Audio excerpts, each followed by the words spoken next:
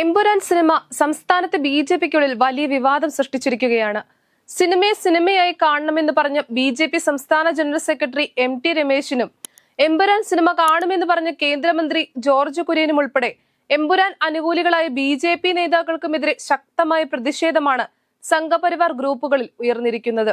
Rajeev ചന്ദ്രശേഖരെ BJP സംസ്ഥാന അധ്യക്ഷനായി നിയമിച്ചത് തെറ്റായ തീരുമാനമായി പോയെന്ന് പോലുമുള്ള വിലയിരുത്തലും സംഘപരിവാർ കേന്ദ്രങ്ങൾക്കുണ്ട്. ഇക്കാര്യം RSS നേതൃത്വം തന്നെ BJP ദേശീയ നേതൃത്വത്തെ അറിയിക്കുമെന്നാണ് ലഭിക്കുന്ന സൂചന. ഗുജറാത്ത് കലാപത്തെ പക്ഷപാതപരമായി ചിത്രീകരിച്ച് സംഘപരിവാറിനെ പ്രതിക്കൂട്ടിലാക്കുന്ന എമ്പുരാൻ സിനിമയ്ക്ക് പിന്നിൽ രാജ്യദ്രോഹ ശക്തികളാണെന്ന നിലപാടിലാണ് RSS നേതൃത്വമുള്ളത്. 2022 നടന്ന കലാപത്തിന് കാരണമായ തീവണ്ടി തീവെച്ച് കൂട്ടക്കുരുതി നടത്തിയ സംഭവം എടുത്തു പറയാതെ അതിനുശേഷമുള്ള കലാപത്തെ വസ്തുതയ്ക്ക് എതിരായി ചിത്രീകരിച്ചത് സിനിമയുടെ വാണിജ്യ താല്പര്യത്തിനും അപ്പുറം മറ്റു ചില അജണ്ടകൾ കൂടി ഉണ്ടെന്നാണ് RSS നേതൃത്വം സംശയിക്കുന്നത്.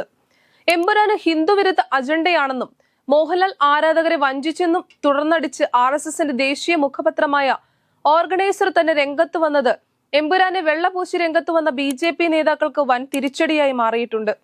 സംഘപരിവാർ അണികളിൽ മഹാഭൂരിപക്ഷവും എമ്പുരാൻ ബഹിഷ്കരിക്കാൻ ആഹ്വാനം ചെയ്യുമ്പോൾ ആ നിലപാടിനെ തള്ളിപ്പറഞ്ഞാണ് BJP സംസ്ഥാന അധ്യക്ഷൻ രാജീവ് ചന്ദ്രശേഖറും സംസ്ഥാന ജനറൽ സെക്രട്ടറി M.T. രമേശും ജോർജ് കുര്യനും രംഗത്ത് വന്നിരുന്നത്. ഇതാണ് RSSന്റെ കോപത്തിനും കാരണമായിരിക്കുന്നത്. എമ്പുരാൻ സിനിമയ്ക്ക് ഹിന്ദുവിരുദ്ധ രാഷ്ട്രീയ അജണ്ടയുണ്ടെന്നും അത് ചരിത്ര വസ്തുതകളെ ബോധപൂർവം വളച്ചൊടിക്കുകയാണെന്നുമുള്ള വിമർശനമാണ് RSS മുഖപത്രം ഓർഗനൈസർ ഉന്നയിച്ചിരിക്കുന്നത്. സാമൂഹ്യ ഐക്യത്തിന് ഭീഷണി ഉയർത്തുന്ന രീതിയിൽ തികഞ്ഞ പക്ഷപാതത്തോടെയാണ് സിനിമയിലെ ഉള്ളടക്കം കൈകാര്യം ചെയ്തിരിക്കുന്നതെന്ന് ഓർഗനൈസറിന്റെ വെബ്സൈറ്റിൽ പ്രസിദ്ധീകരിച്ച ലേഖനത്തിൽ ആരോപിക്കുന്നു. ചിത്രത്തിനെതിരെ പരസ്യപ്രചരണം വേണ്ടെന്ന BJP സംസ്ഥാന നേതൃത്വത്തിന്റെ തീരുമാനം വന്നതിന് പിന്നാലെയാണ് RSS മുഖപത്രത്തിൽ ലേഖനം വന്നതെന്നത് തന്നെ BJP നേതൃത്വത്തിനുള്ള മുന്നറിയിപ്പായാണ് രാഷ്ട്രീയ നിരീക്ഷകർ വിലയിരുത്തുന്നത്. അതേസമയം ലോകമെമ്പാടും നിന്നായി വെറും 2 ദിവസം കൊണ്ട് 100 കോടി നേടിയെന്ന ആഘോഷപൂർവ്വം അണിയറ പ്രവർത്തകർ കൊട്ടിഘോഷിച്ച സിനിമയാണ് മോഹൻലാൽ നായകനായി പൃഥ്വിരാജ് സുകുമാരൻ സംവിധാനം ചെയ്ത L2 എമ്പുരാൻ. ഇത് ഗ്രോസ് കളക്ഷൻ ഇനത്തിലാണ് എന്നുകൂടി ഓർക്കേണ്ടതുണ്ട്. ബുക്കിംഗ് ആരംഭിച്ച ദിവസം തന്നെ ടിക്കറ്റ് കിട്ടാനില്ല എന്ന അവസ്ഥയിൽ നിന്നും റിലീസ് കഴിഞ്ഞതിൽ പിന്നെ ബോക്സ് ഓഫീസിൽ നിന്നുള്ള പ്രതികരണം അത്ര സുഖകരമല്ല. കേരളത്തിനകത്തും പുറത്തു നിന്നുള്ള കളക്ഷൻ റിപ്പോർട്ടുകളിലാണ് ഈ വ്യതിയാനം പ്രതിഫലിക്കുന്നത്. മലയാളം, തമിഴ്, തെലുങ്ക്, കന്നഡ, ഹിന്ദി ഭാഷകളിൽ റിലീസ് ചെയ്ത ചിത്രം ഇന്ത്യയിലും വിദേശത്തെ തിയേറ്ററുകളിലും പ്രദർശനം തുടരുകയാണ്. ഉള്ളടക്കത്തിന്റെ പേരിൽ സിനിമ ആവശ്യത്തിലേറെ വിവാദങ്ങൾ സൃഷ്ടിക്കുകയും ചെയ്തു. പൃഥ്വിരാജ് സംവിധാനം ചെയ്ത മോഹൻലാൽ നായകനായ സിനിമ മുന്നോട്ട് വയ്ക്കുന്ന ആശയം സംഘപരിവാറിനെ ലക്ഷ്യമിട്ടുകൊണ്ടെന്ന നിലയിൽ ചർച്ചകൾ ചൂടുപിടിക്കുകയാണ്. ഇതിനിടയിൽ ബോക്സ് ഓഫീസ് കളക്ഷൻ റിപ്പോർട്ടുകൾ വിരൽ ചൂണ്ടുന്നത് എമ്പുരാന് ബോക്സ് ഓഫീസ് പ്രയം കുറയുന്നുവെന്ന നിലയ്ക്കാണ്. അതേസമയം മോഹൻലാലിനെ കേന്ദ്ര കഥാപാത്രമാക്കി പൃഥ്വിരാജ് സംവിധാനം ചെയ്ത എമ്പുരാന്റെ വിവാദ ഭാഗങ്ങൾ പരിശോധിക്കാൻ സെൻസർ ബോർഡ് തീരുമാനിച്ചിരിക്കുകയാണ്. സിനിമയ്ക്കെതിരെ വിവാദമുയർന്ന പശ്ചാത്തലത്തിലാണ് ഇത്തരമൊരു തീരുമാനം. ചിത്രം റീസെൻസറിംഗ് ചെയ്തേക്കുമെന്നാണ് റിപ്പോർട്ടുകൾ.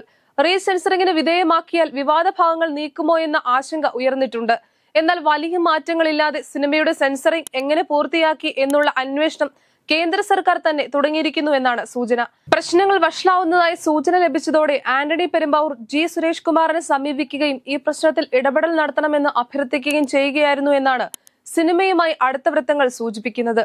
G. സുരേഷ് കുമാറാണ് സിനിമയിലെ വിവാദമായ രംഗങ്ങൾ ഒഴിവാക്കി പുതിയ പതിപ്പ് സെൻസർ ബോർഡിന്റെ മുൻപിൽ സമർപ്പിക്കാൻ നിർദ്ദേശിച്ചതെന്നാണ് സൂചന. റീസെൻസറിംഗ് കഴിഞ്ഞ് സിനിമ അടുത്ത ബുധനാഴ്ചയോ വ്യാഴാഴ്ചയോ തിയേറ്ററുകളിൽ എത്തിയേക്കും. സിനിമയിൽ നിന്നും 17 രംഗങ്ങളാണ് ഒഴിവാക്കുന്നതെന്നാണ് സൂചന. സ്ത്രീകൾക്കെതിരെയുള്ള അതിക്രമ രംഗങ്ങൾ, കലാപത്തിലെ ചില രംഗങ്ങൾ തുടങ്ങിയവയാണ് ഒഴിവാക്കുന്നത്. 3 മണിക്കൂറിൽ കൂടുതലുള്ള സിനിമയിൽ 17ലധികം രംഗങ്ങൾ ഒഴിവാക്കുമ്പോൾ എങ്ങനെ അത് ആസ്വാദനത്തെ സ്വാധീനിക്കുമെന്നും ഒഴിവാക്കി കഴിയുമ്പോഴുള്ള സിനിമയുടെ ദൈർഘ്യം എന്താണെന്നും കാത്തിരുന്ന് കാണേണ്ടി വരും. ഏതായാലും വിവാദങ്ങളും വിമർശനങ്ങളും എല്ലാം കണക്കിലെടുത്തുകൊണ്ട് സിനിമയുടെ അണിയറ പ്രവർത്തകർ തന്നെ അത് മാറ്റാൻ നിർബന്ധിതരാവുകയായിരുന്നു.